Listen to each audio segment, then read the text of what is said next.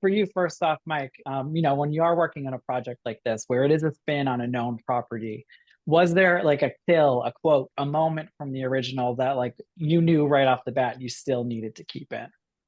I mean, I'm gonna go right. The antler thing needed to be in there. Like, I was gonna do it my own way and like figure out a way to like make it my own, but like, I had to figure out a way to do that, and I feel like we achieved it for sure. Yep.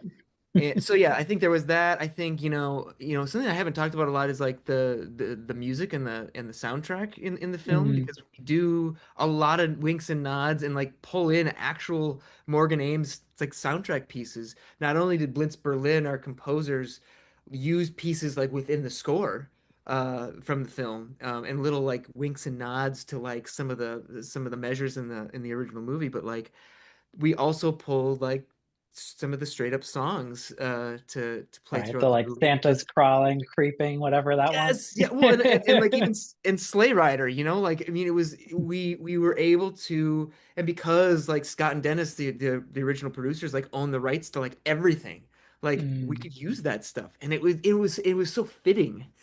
So cool. And for you, Ruby, obviously there are some pretty grisly scenes throughout all of this.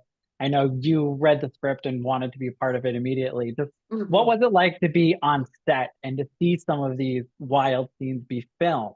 And like, were there moments where you were like, "We're doing what now?"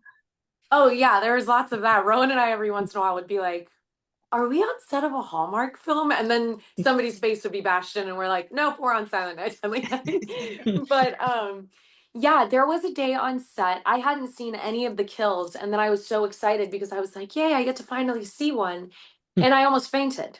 And Mike, he's so in it, and he's filming it, and he's watching, and he kind of like looks over at me, but continues to work. And once he yells cut, he goes, "Ruby, you all right?" And I was like, I'm gonna throw up. Like, I had to walk out and get air. It was so intense on set. But that being said, the most lovely set. I've never laughed more in my life between this, like, just so much laughter. That And for that's Mike, true. obviously, that has Yeah. to make you feel good too. You feel like you're doing something right when the talent is about to throw up, I think. Yeah. Yeah, look, I mean, if we're getting those kinds of visceral reactions on set from people who are there, who know it's fully make believe, that's great. I also think like if people are having fun on set, like Ruby said, like there was so much laughter between whether it was one of us, one of the actors, like Ruby, Rowan, our AD Reed, our DP Nick, like we were just like there were times when I was like we're having too much fun right now. Like and it Are was we at work?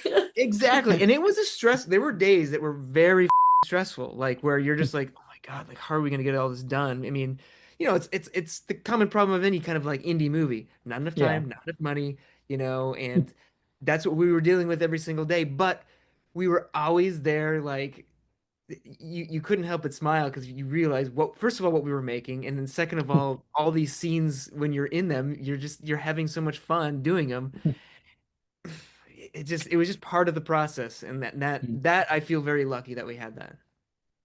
Thank you both for your time today and happy holidays. Thank you, All Brian. right. Happy Yes, happy holidays. holidays. Bye. Thanks, Brian. Bye.